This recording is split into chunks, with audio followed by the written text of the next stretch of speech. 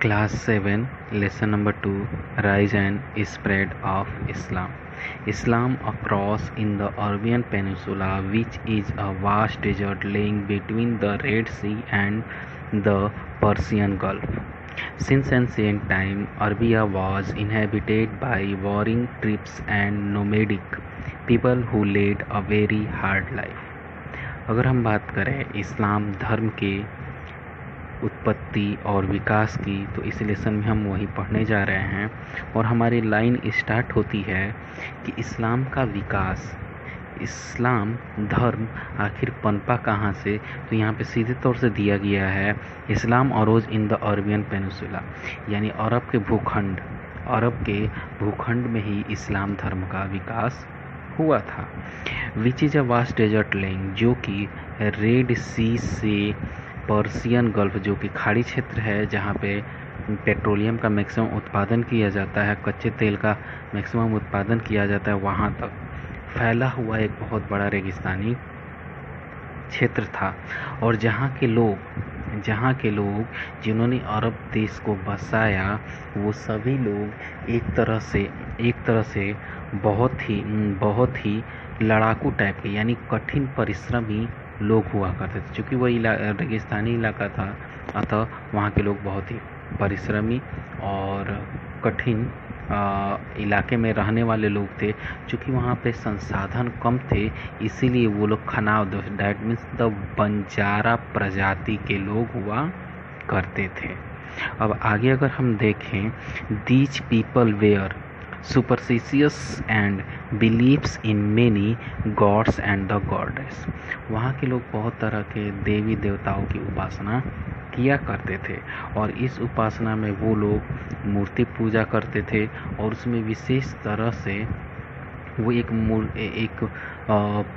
मूर्ति की पूजा किया करते थे, जो कि एक ब्लैक स्टोन यानी काला एक बहुत बड़ा पत्थर हुआ करता था, जिसकी वो पूजा करते थे। और वो इस समय तत्कालिक क्या, उस समय भी वो काबा एक धार्मिक स्थान है, वहाँ पे स्थित है। और ये काबा अरबिया के मक्का शहर में स्थित है, यानी सऊदी अरब, यानी अगर हम बात करें सऊदी अरबिया के मक्का शहर में एक काबा नामक एक धार्मिक स्थल है, जो कि इस्लाम धर्म के लिए सबसे ज़्यादा महत्वपूर्ण माना जाता है। आगे अगर हम देखें, in the 7th century AD the Arabian tribes were united under a new religions called the Islam, यानी 7th सेंचुरी में ही इस्लाम धर्म की स्थापना मानी जाती है। नेक्स्ट अगर हेडिंग की तरफ अगर हम बात करें, एडवेंट ऑफ द इस्लाम, यानी इस्लाम धर्म का आखिर आगमन हुआ कैसे, इस्लाम धर्म बना कैसे। क्योंकि तत्कालिक समय में जब क्रिश्चियन रिलीजन स्प्रेड कर रहा था, जो कि हम लोगों ने फर्स्ट लेसन में देखा है, तो उस समय हमारे पूरे विश्व में दो ही धर्म मुख्य रूप से था, और जिसमें हमारा सबसे पुराना धर्म हो जाता है हिंदू, और अगर हम इस साइड की बात करें तो उधर हमारा क्रिश्चियन धर्म यानी यहूदियों का धर्म विकसित कर रहा था। तो हम आगे देखते हैं, early life of the prophet, यानी उस समय के जो पैगंबर थे उनका कैसा जीवन था। पैगंबर, हम किस पैगंबर की बात कर रहे थे, जिसने इस्लाम धर्म की स्थापना किया। Okay, the founder of Islam prophet Muhammad was born in the Mecca around AD 570, यानी जो इस्लाम धर्म के संस्थापक मुहम्मद साहब थे, उनका जन्म 570 ईस्वी के पास हुआ था। Okay, orphaned early in the life, चूँकि वो अनाथ थे तो उनके चाचा ने उनको क्या किया, उनको पाला। वंस हिज जर्नी, अपने जीवन काल में उन्होंने बहुत से कबीलों के साथ भ्रमण किया, यानी इधर उधर बहुत यात्राएं की, और अपनी यात्राओं के द्वारा वो सबसे ज़्यादा Mohammed comes to know about the Christian and the Jewish religions. वो उस समय मोहम्मद साहब अपनी यात्राओं के दौरान बहुत सारे क्रिश्चियन और यहूदियों के संपर्क में आए, और जो उनकी एक धारणा से वो बहुत ज़्यादा प्रभावित हुए, और वह धारणा थी एक भगवान की उपासना। जैसा कि फर्स्ट पैराग्राफ में अभी हम लोगों ने डिस्कस किया है कि अरब देश के लोग बहुत सारे देवी देवताओं की पूजा करते थे और वो मूर्तियों की भी पूजा करते थे। यानी अरब देश के में रहने वाले जो लोग थे वो मूर्तियों की भी पूजा करते थे और उन मूर्तियों में सबसे विशेष एक ब्लैक कलर का पत्थर था जो कि काबा में स्थित है और जो इस्लाम धर्म के लिए सबसे विशिष्ट है।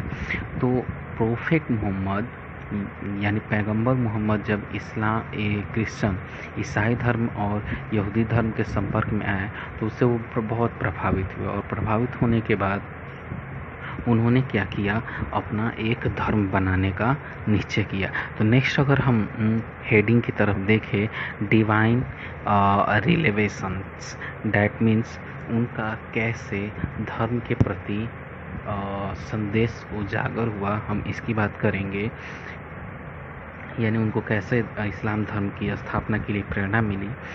Eight the age of about 40 Mohammed is said to have started receiving divine message through the angel Gabriel।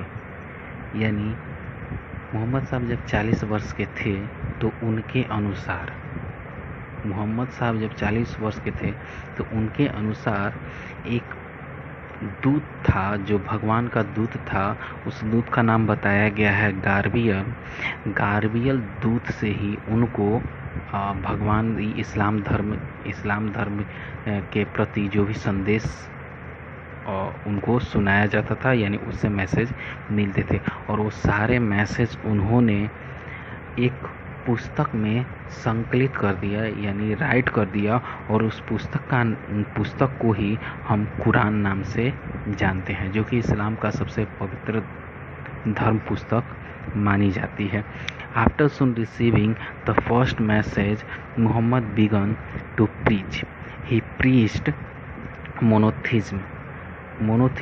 He opposed some of earlier religious beliefs and practice like the polytheism। यानी जब उन्होंने अपने धर्म की स्थापना कर ली और देवदूत से जब उन्होंने इस्लाम धर्म के सभी संदेशों को प्राप्त कर लिया, यानी उनके मन में एक इस्लाम धर्म के प्रति जो भी रूल रेगुलेशन कायदात की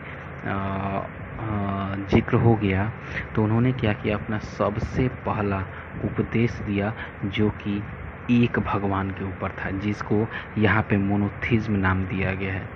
यानी उन्होंने अनेक देवी देवताओं की पूजा करने का खंडन किया और उन्होंने कहा कि हमको केवल एक ही देवी देवता का पूजा करना है। इसके अगेंस्ट वहाँ पे प्रचलित जितने भी धर्मगुरु यानी धर्माचार्य थे, जो कि बहुत सारे देवी देवताओं की उपासना के समर्थक थे, उन्होंने क्या किया, उनका विरोध किया। इसके अलावा उन्होंने मूर्ति पूजा के लिए भी क्या किया, मना किया।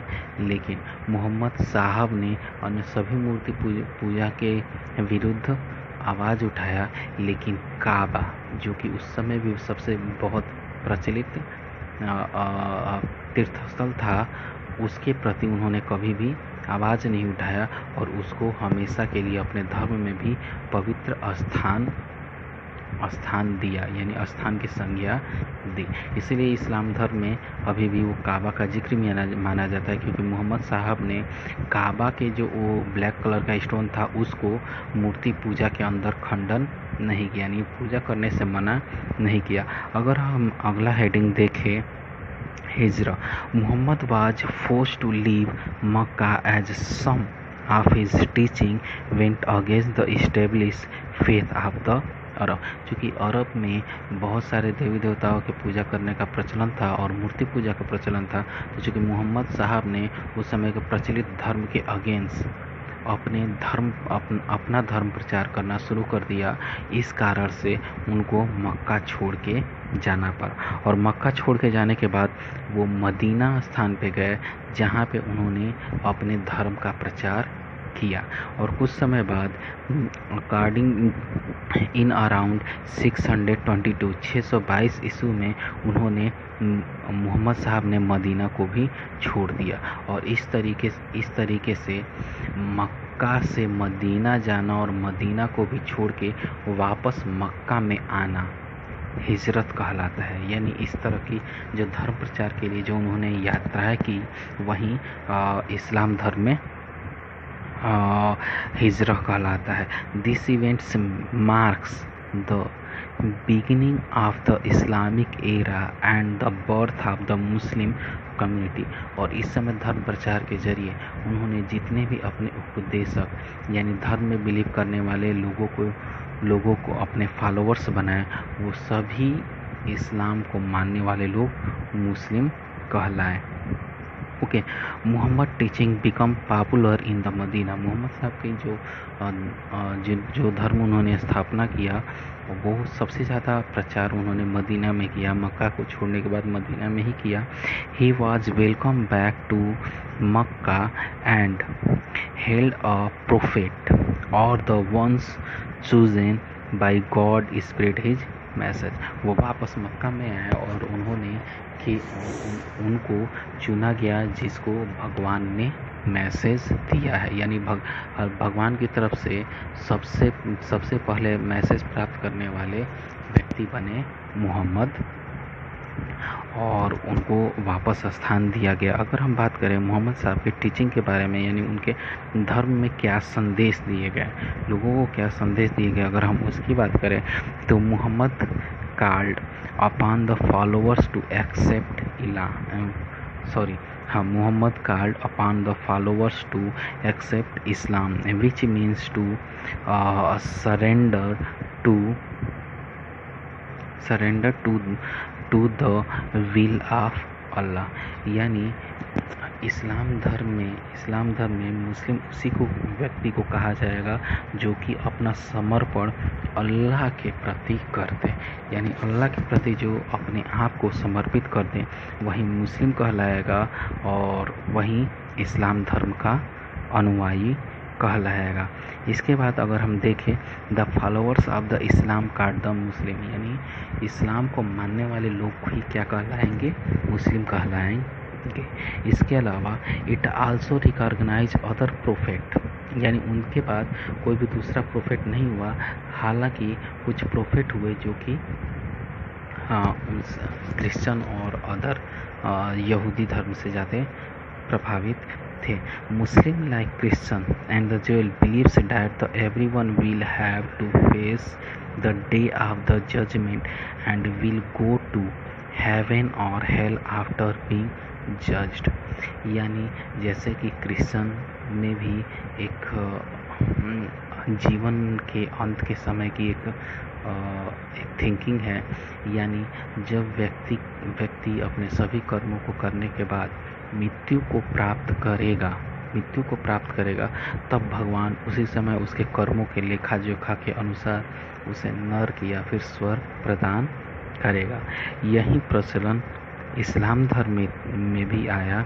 यानी सभी को अपने कर्मों का लेखा जोखा अपने जीवन काल में करना है, और इसके अलावा उसे दोजक या फिर स्वर्ग की प्राप्ति होगी। इसके अलावा अगर हम आप देखें it is therefore necessary for everyone to surrender to God and receive his guidance.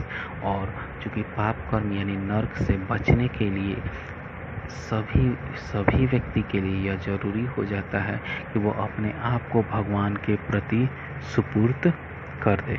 यानी सभी लोग अपने आप को भगवान के अंडर में ले आए, जिससे उनका भला हो सके और वो नर्क जाने से बच सके, अपनी गलतियों को मान ले। इस्लाम stress on the responsibility of every individual to live a life of faith without the help of the priest। इस्लाम धर्म में किसी भी धर्म प्रचारक या फिर धर्म उपदेशक को नकारा गया है। यानी इस्लाम धर्म में सीधे तौर से कहा गया है कि हर एक व्यक्ति अपने कर्म के प्रति जिम्मेदार है।